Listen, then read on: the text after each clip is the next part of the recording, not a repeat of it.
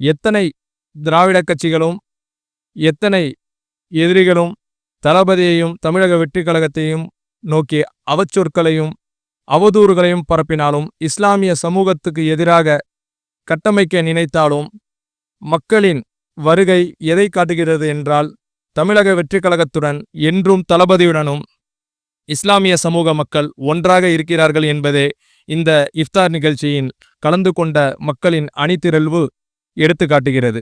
இதன் அடிப்படையில் தமிழக வெற்றிக் கழகத்துக்கு பெரும் ஆதரவு இஸ்லாமிய தரப்பில் இருக்கிறது என்பது நிரூபணமாகிறது.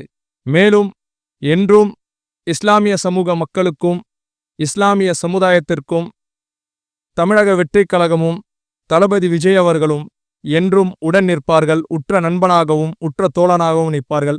அவர்களை எதிரிகளிடமிருந்து காக்கும் அரணாகவும் கேடயமாகவும் இருப்பார்கள் என்பது இந்நிகழ்வில்